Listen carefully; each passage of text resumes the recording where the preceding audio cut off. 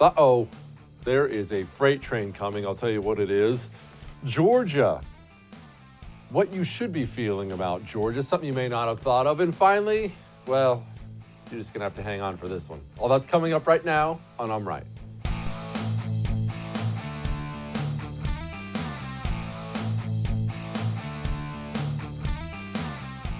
Saw something today that I didn't think was very surprising, but apparently everybody else thinks it's pretty surprising. And it was just an article, just a regular news article explaining over 10 million renters are behind, facing eviction very soon.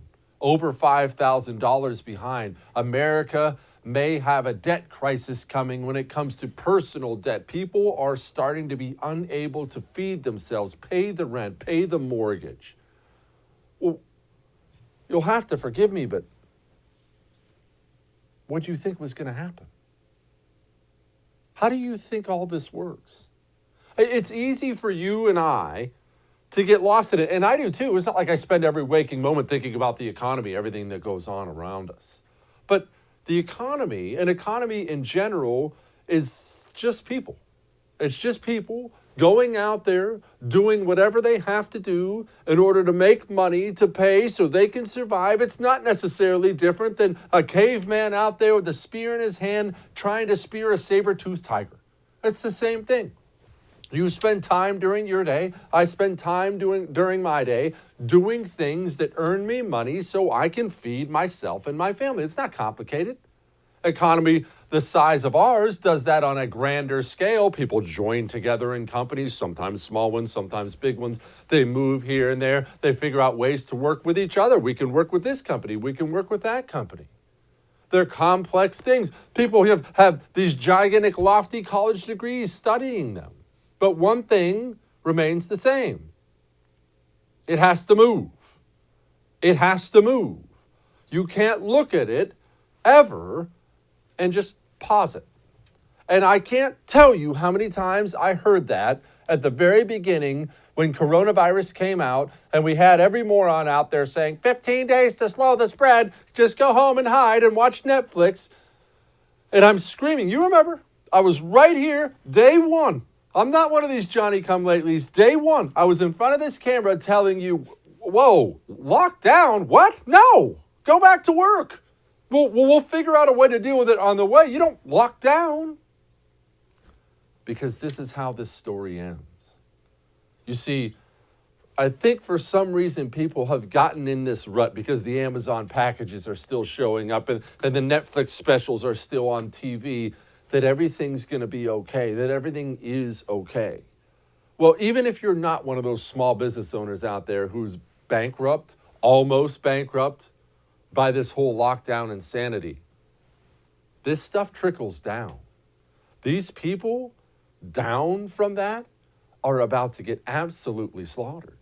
The blue-collar worker, the working class guy, doesn't have months of savings. And no, I don't need your lectures about what you should have. You should have 6 months of savings at all times. Okay, yes, you should. Be good with your money. I believe that too. Try to save as much as I can.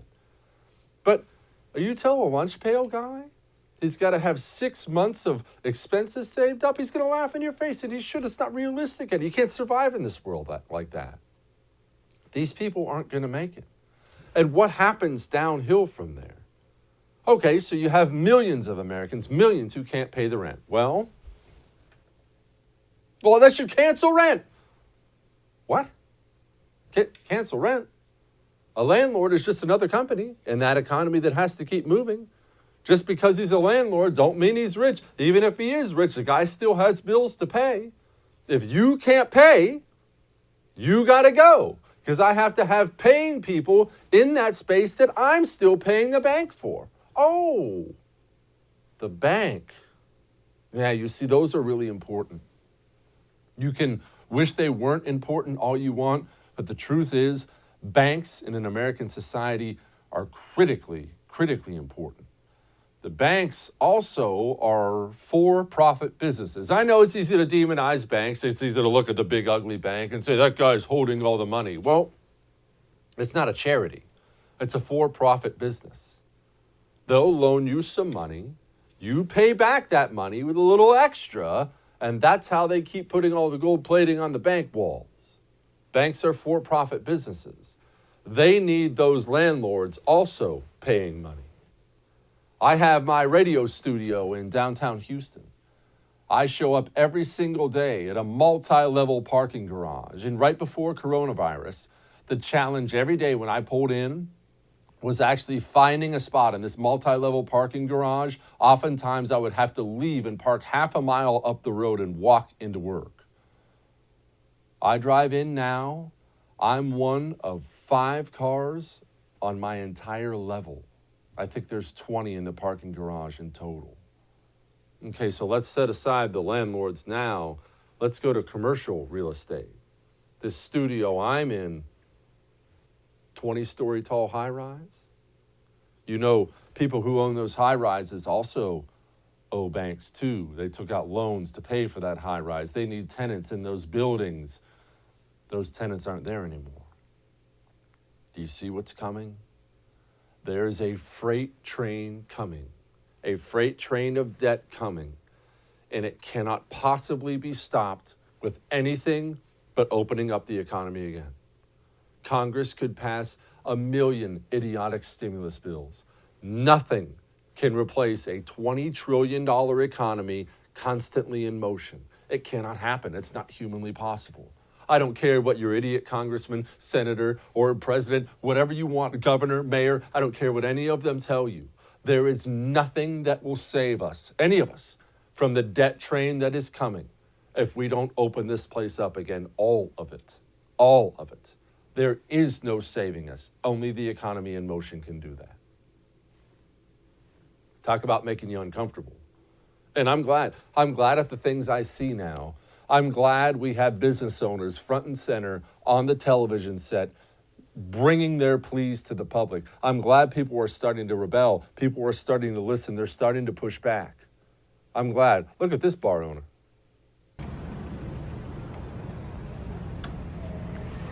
So this is my place, the Pineapple Hill Grill and Saloon. If you go to my page, you can see all the work I did for outdoor dining, for tables being 7 feet apart. And I come in today because I'm organizing a protest, and I came in to get stuff for that.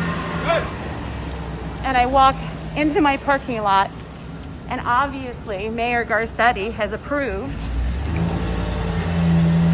this. Has approved this being set up for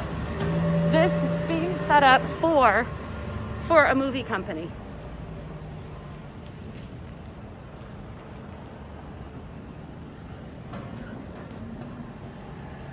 I'm losing everything. Everything I own is being taken away from me. And they set up a movie company right next to my outdoor patio, which is right over here.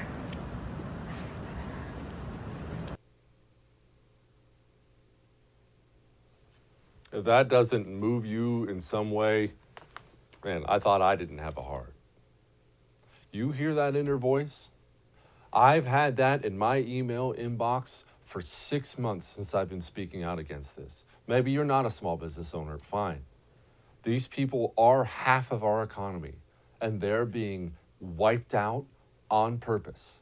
I don't want to hear about your virus. I understand coronavirus is serious. I understand it's killing people. We're going to allow these lockdowns to kill all of us before this time is over.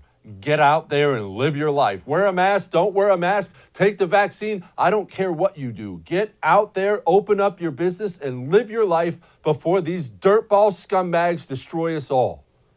And I'm glad Danny Presti, Staten Island restaurant owner, I'm glad he's voicing it.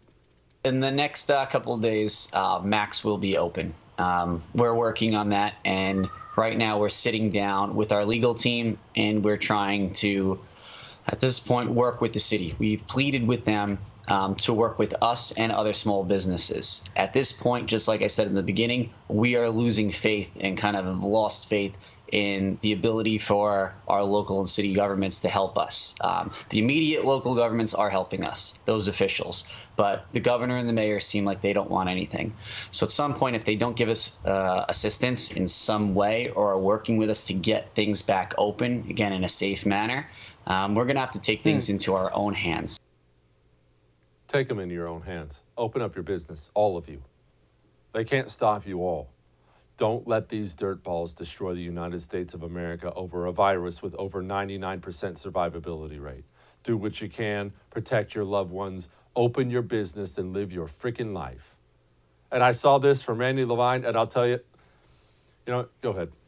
Because of the pandemic, because of what's happened here, is the fiscal situation in the city is really, really bleak.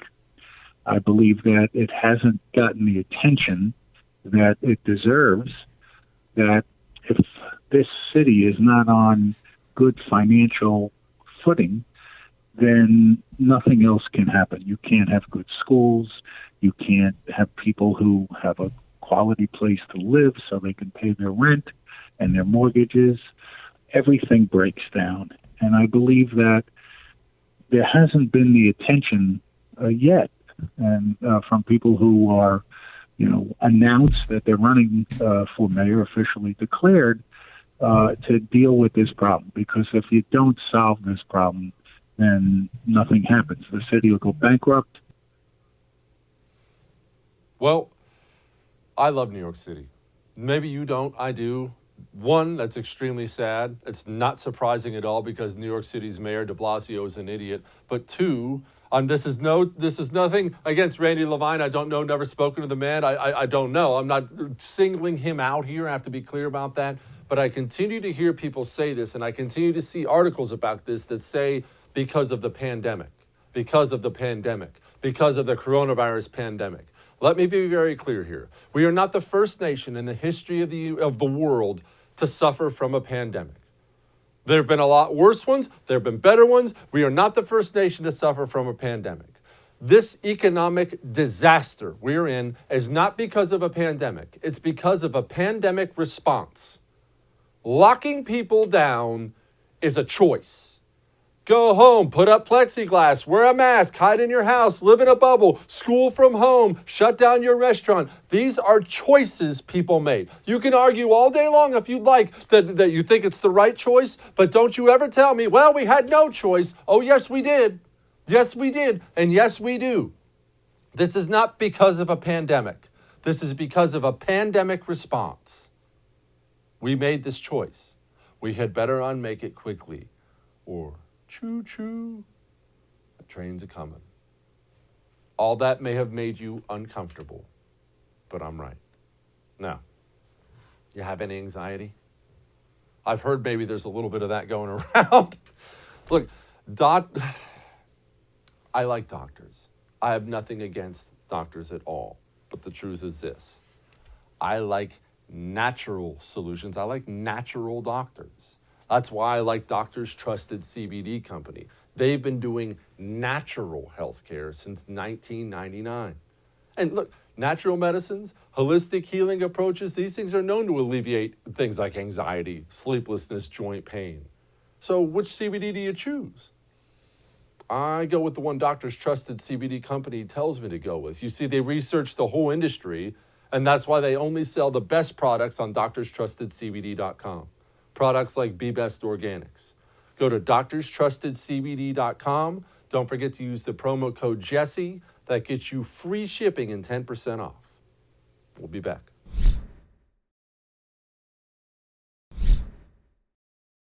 Georgia and the presidential election.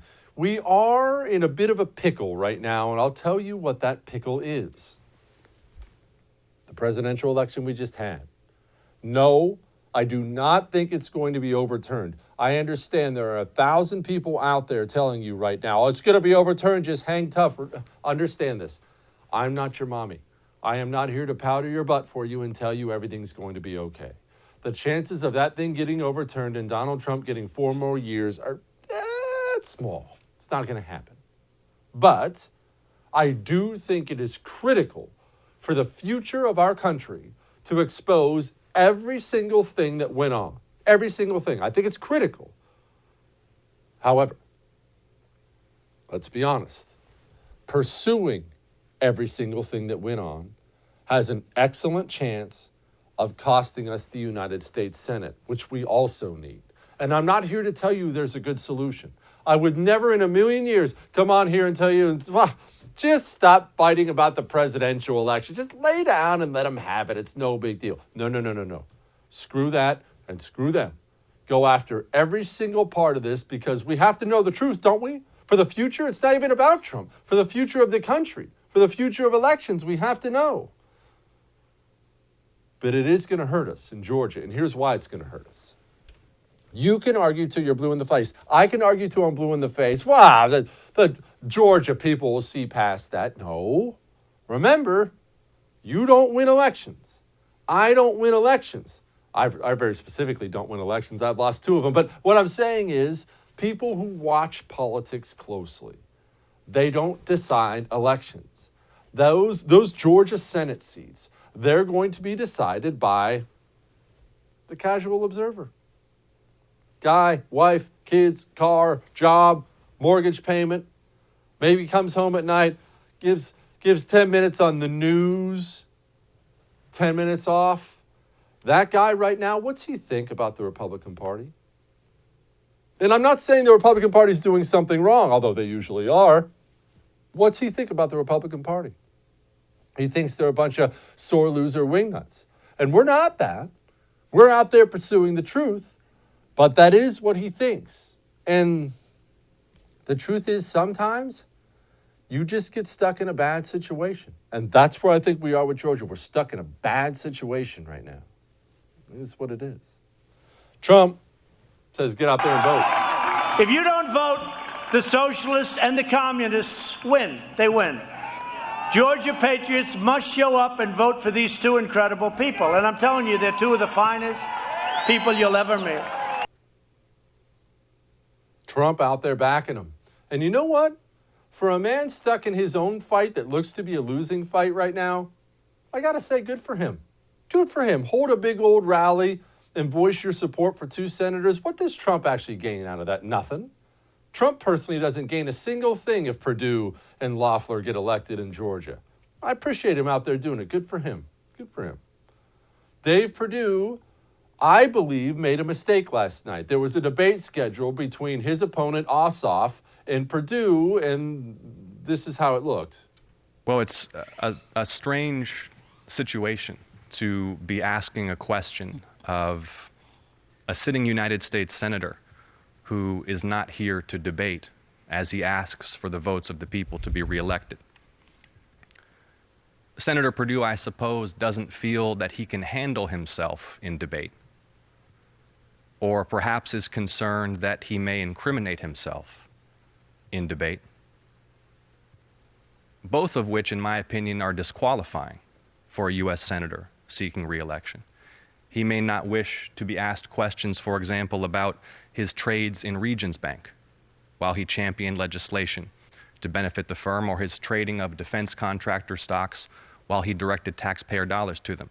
But whatever the reason that Senator Perdue is not with us today, I think what I would ask him is why he continues to oppose $1,200 stimulus checks for the American people at this moment of crisis.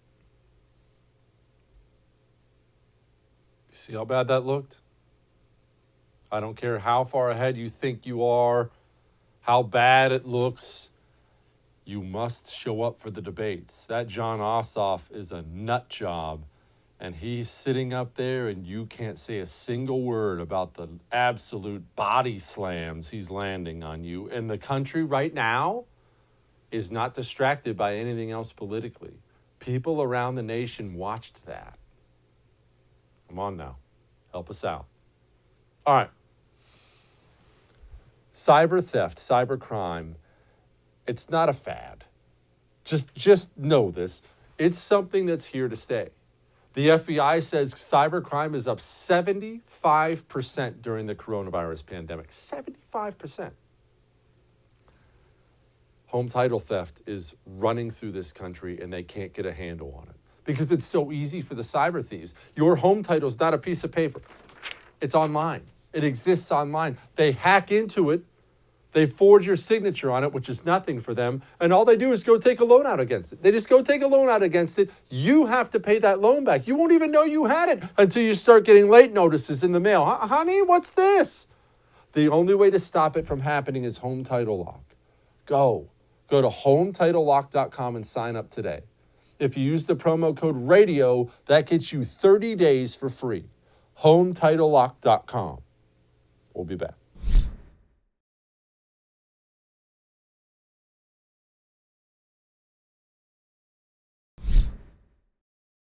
Joining me now, Jon Phillips of The Jon Phillips Show on KABC of Los Angeles. Jon, I need you to explain to me very, very specifically why an intelligent human being with a great show, I might add, chooses to live in Southern California. Because I don't want to shovel snow. Okay. You know what? That's fair. It is fair. In all seriousness, I get the appeal of Southern California because I've spent plenty of time there. I do. I just cannot.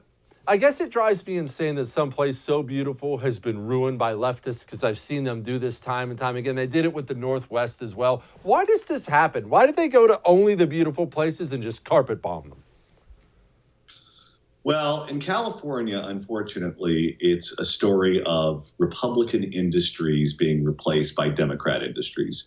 We used to be run by the military. So many people who live in California came here during World War II. They came here for the Korean War. They came here for the Vietnamese War. They were stationed at California bases, and they brought their families here. And they had conservative values, conservative ideas as to how the world should be run. When the Cold War ended, all of those bases shut down, or many of them shut down. We were also dominated by the aerospace industry, and after the Cold War ended, many of those plants shut down, and they either shuttered completely or they moved out of state. They were replaced by liberal industries like Silicon Valley, like Hollywood, like the service industry. And when you have liberal industries dominating the state, you have liberal voters dominating the state. That being said, even in this Democratic deep blue state, when Gavin Newsom ran for governor, he did not run as one of these Bernie Sanders, AOC, left-wing totalitarians. He ran as a business-friendly Democrat. And then as soon as he got elected, man, he sold out like a 72-pack of Charmin. Okay, let's pause for the industry thing for a moment. Because, look, you're out there, you'll understand this. I get why Hollywood would be leftist. In general, actors and musicians are crazy people. They can't help it. That's just how God made them. The tech thing, though, I do find odd. And look, it's just, I guess it's because I'm not a technical person. I've never been involved in big tech. That seems like it should be a conservative industry to me. You know, hard work, competition, success, getting ahead. And yet they're all freaking communists. Why? No. There's so many people that write about how libertarian they are. No. Think about this for a second. Think about if you had a job and you relied on your employer for transportation, you relied on your employer for your yoga class, you relied on your employer for your child care, you relied on your employer for your dining options. That's what happens in Silicon Valley. People work for these companies, and these companies do literally everything for them. So they look at the government and they go, well, why can't the government do that for everyone else? It's not a libertarian industry. It's not an industry that is embracing capitalism. It's an industry that is essentially a series of large multinational corporations that do everything for their employees, literally everything. Okay. Well, that's not good, Jon, because they are gaining in power, right? I constantly worry because we're on just the business we're in. We have to be on social media on some level. I try to divorce myself from that as much as possible, but it's inevitable. So I don't want to be stuck in a bubble, but social media is as powerful as I think it is, right? Well, I mean, maybe I'm just old-fashioned, but the internet is meant for porn. It's just social media is bastardized in so many ways. But you're right. Social media does determine who has a voice, who has a platform. And if they determine that you are out of the mainstream, which means you're not promoting whatever it is that they're promoting. And by the way, that's constantly changing. So, for example, I know doctors, medical doctors, not like fake doctors in LA that are shutting us down, real medical doctors who have been posting things online critical of, say, shutdowns. And they had videos. Dr. Kelly Victory, who appears on my show all the time, had a video taken down off of YouTube because she violated their standards because her video went against what was being said by the World Health Organization. Well, the World Health Organization is now out saying that lockdowns don't work. And that was the whole point of her video that she put out that was taken down because it violated their standards by contradicting the World Health Organization. But the video is not back up on the internet. The video is still down. They have the power of God over us. They're just as bad as these elected officials that vote to shut us down. All right, let's go back to Gavin Newsom for a moment, because people outside of California, they only know him for the punchline he's become. You said he ran as this business-friendly Democrat. Of course, everybody knows what an idiot he is now. But I'm in this super cynical mood. I get like this post-election when it doesn't go my way. I'm in this mood of I don't feel bad for Californians at all, yourself excluded, John. I just think to myself, you know what, take your medicine. And next time you go to the polls, I want you to prove to me how mad you are. Are they mad enough to do something about it? They're pretty mad. Most people in California is not like the East Coast. California is essentially a state of apolitical people. It's a state where beautiful people from all over the globe move here to make it big in Hollywood, and ugly people move here to take 10%. That is who lives here. And they're not here because they're watching cable news 24/7 and, reading Politico. They're just reflexively liberal because those are the industries that they work in. But they're reflexively liberal to a point. Because as soon as you make it illegal to be a bartender, or you make it illegal to be an Uber driver, or you make it illegal to ride your bike, which is right now the case in Los Angeles County, which I would point out is the largest county, not just in the state of California, but in the nation. At a certain point, even those people have had enough. And I think we'll kind of take a survey of how mad people are when the numbers in terms of the signatures for the recall of Gavin Newsom come in. If it qualifies for the ballot, that will not only get his attention, it will get the attention of the California Press Corps and the National Press Corps, and that'll be a big deal. Okay, so I need you to elaborate for me, and I understand you're not going to be all about this policy, but no biking outdoors for coronavirus? Yes. So everyone with multiple DUIs is in big trouble in Los Angeles County, big trouble. You not only can't ride a bike, you can't ride a scooter. You can't walk unless you're going to an essential service. But outside of that, you're supposed to be on mandatory stay-at-home orders. So if you're not going to the grocery store, you're not going to the doctor's office, you were supposed to be sitting inside looking at Price is Right reruns, which are now so old, the Indian is still on the box of the Land O'Lakes. Oh, gosh, I had forgotten about that whole disaster. You live there, I don't. Do cops actually enforce this? And I really mean this. Is somebody on a bike out there cruising around, just wanting to go for a bike in the hills or whatever you weird people do out there? Is a cop really pulling him over and throwing him in cuffs and tossing him in the back of the paddy wagon? No, the greatest part about this is that the cops hate him with the hot hate of 1,000 suns.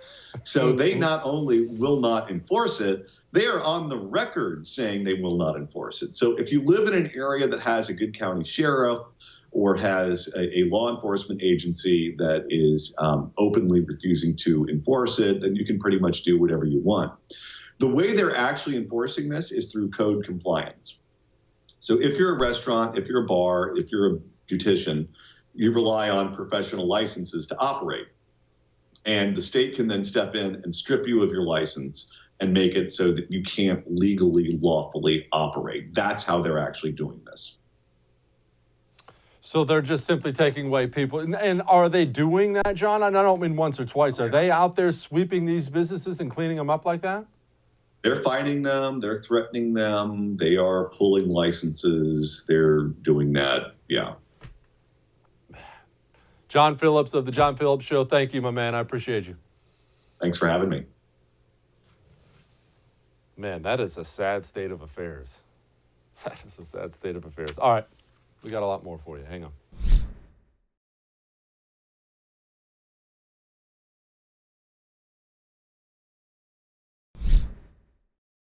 Joining me now, former Green Beret and president of the Security Studies Group, friend of mine, Jim Hansen.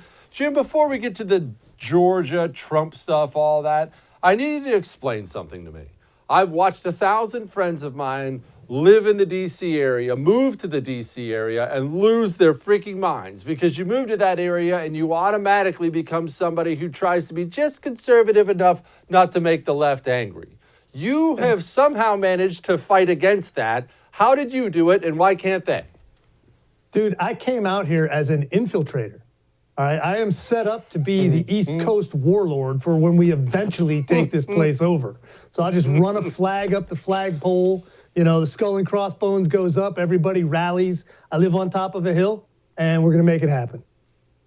Oh, man, that is music to my ears. You know I'll be coming to your place once again, Jim. Georgia, the presidential race. I think there are two things that are absolutely true, and I want you to, I know you will, push back if you think I'm wrong. I think we should pursue every single illegal vote, every single bit of election fraud humanly possible. I think we need to know what's out there right now, what they did, the exact, breadth of it. I think we need to know that. At the same time, I do think pursuing it so hard does hurt our chances to win these 2 Senate seats in Georgia, and I don't want that either. Am I wrong about either of those things? You, shockingly, are unsurprisingly perfectly correct. No, dude, here's the thing. We do have to find out. This was the most corrupt election in United States history. All right, period. There's not even a close second. The scale of stealing and cheating that the Democrats did is massive.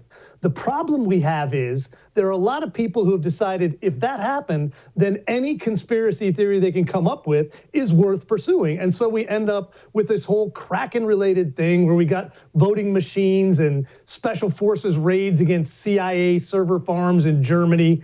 And that stuff is what's hurting the legitimate efforts. Literally, dude, they brought that up. And I'm like, no, didn't happen. They're like, aha, we knew you were a rhino. I'm like, no, come Jim, on, this is me. I need you to be honest with me here. You were a Green Beret. Did you ever raid any CIA facilities? All the time, but that's not the point. No, dude, it didn't happen, all right? And what we've got is a lot of legitimate cheating that we need to identify so they can't do it again. Now, this may not flip the election, and right now it's not looking good, but it doesn't mean we give up. It doesn't mean we don't take, like you said, every opportunity to litigate this and to get audits of the vote. The main cheating they did was by allowing in mail-in ballots that would never have been accepted in previous elections. Compared to 2018, the ballot acceptance rate for mail-in ballots was 10 and sometimes 20 times more. So all these ballots that had mistakes, that didn't have matching signatures, the Democrats let them in. We need to identify those and say no more. We're not going to allow that next election, or we'll go ahead and lock ourselves out, lose the Senate, and then blow our chance to take back the House in 2022, because that thing is ours in 2022. Okay, what should we do with this Senate? I care very much about not giving Chuck Schumer the Senate, but I don't know that I care more about that than exposing what they did. What is the right course of action? Lead us, Jim. Stop the crazy talk and follow the real fraud. There are two things going on. President Trump has his normal election lawyers, and then there's this other group that are filing these poorly thought out, poorly filed, with the wrong names and wrong dates and all kinds of stuff on them. We need to go ahead and take, in Georgia, we need an audit by signature. In Wisconsin, we need an audit by signature. And in Pennsylvania, we need an audit by signature. That'll tell us how much the the Democrats cheated to get mail-in votes in that should not have been accepted. Then we go back to a lot of state legislatures, which are run by Republicans, and we change the rules so they can't do it next time. That's what we need to do. Okay. Do you have any faith, and shoot me straight, my audience, as you can imagine, has a pretty thick skin. It is my audience. What's the likelihood of Donald Trump having 4 more years? I say it's small. It's probably not going to happen. I don't see, unless something that I haven't seen, and we're talking to everybody. We're talking to the campaign. We're talking to, the lawyers who worked on this before and a bunch of people. I don't see anything. The Dominion voting machines, these other things that everyone's saying are this massive thing, that's not going to pan out. So we're down to the fact that even the votes that the Democrats cheated to get in are probably not going to be thrown out. What's going to happen is the Supreme Court or one of the other courts is going to order the states to change their rules for the next time. They're not going to invalidate that many votes. So I don't think it's looking good, brother. Okay, well, that is a win, though. I mean, look, obviously it's a loss. We don't want Joe Biden, but that is a win. You do think we could have some orders from the Supreme Court saying, don't pull this crap again?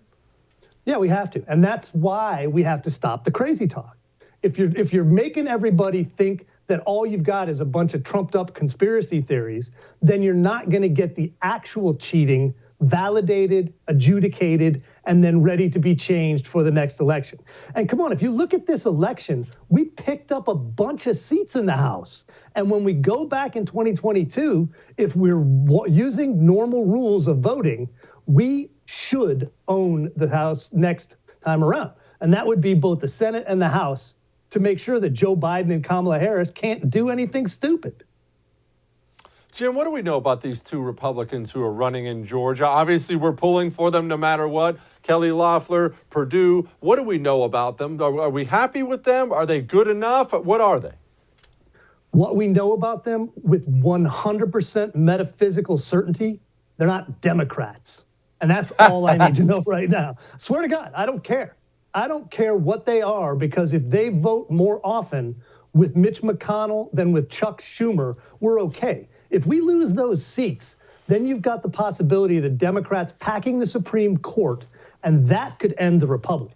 All right, that's a legitimate threat to the Republic if they do that and start taking away the Second Amendment, taking away the First Amendment, as they have literally said they want to do. So we need to take those seats. Those 2 are much better than the Democrats, and they're decent human beings. They have pulses, they're carbon-based life forms, and they're in our caucus. That's what we need to know. Jim, tell me something. Do you think they actually would pull something like that with the Supreme Court? I'm not at all fooled by Joe Biden's "we have to heal together" rhetoric right now. I know that's just a bunch of crap to get us to calm down because he just won.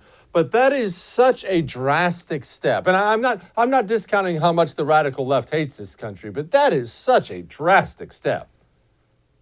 And what haven't they done is the problem. I 5 years ago, I would not have entertained thoughts of ever splitting the country up or saying that an election could be stolen, or any of these things that we've almost seen happen in the past 5 years.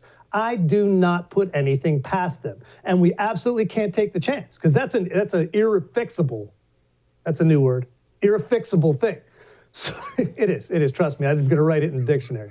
They do that, then what's to stop them? They add 4 justices. What are we going to do? Add 8 next time around? Pretty soon we got an auditorium to hold the Supreme Court hearings in. We can't do that. And the things they would do in the time they had would be devastating. And I honestly do not trust it. First of all, Biden would never be in charge. So, he's got the AOC caucus running his show behind the scenes no matter what. And I don't trust him. Nobody should trust him. Who's the guy or girl around Biden we have to watch out for? As you just pointed out, look, Joe Biden's not running squat. Who's the brains behind him? Who's running things? It's Jill. I mean, the bottom line is she's known he's incompetent because she's with him every day. She's the one who gets him up. She's the one who feeds him his butterscotch pudding in the afternoon. She's the one who knows what he's doing. And she's the one who's telling him what to do. Now, the problem is she's got to run his life.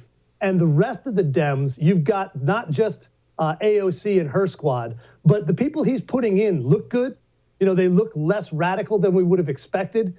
But you put a person like Michelle Flournoy in, you put Xavier Becerra, you put these other people in the cabinet positions that he's talking about, they are going to be parts of the progressive machine that wants to dismantle the republic. And we can't have it. Joe is nothing but a figurehead. Jim Hansen, Security Studies Group. Thank you, my man. I appreciate it. Always a pleasure, Jesse. It is the man behind the man thing. And yeah, I can see that with Jill. You remember that with Jill on the campaign trail? She's out there giving 10 interviews a day when Biden's giving one, when Joe's giving one. It was weird, right? We talked about it on the show, of course, as I have no problem being offensive. She was out there more than Joe was, and it was odd. It was, even for the Democrats, to have the first lady leading like that, potential first lady, it was weird. All right. I have the perfect Christmas gift for me coming up.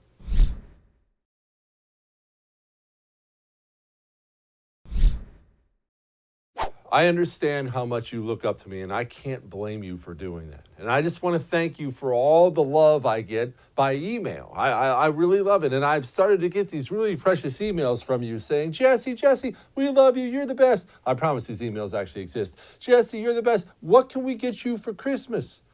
I have a solution.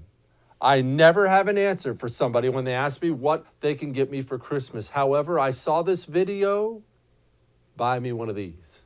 How much can this place withstand? It was engineered to withstand a 10-kiloton nuclear warhead. This is a converted missile silo. Here in the heartland of rural Kansas, one man is offering millionaire preppers a high-tech way to avoid the apocalypse. Welcome to the Survival Condo.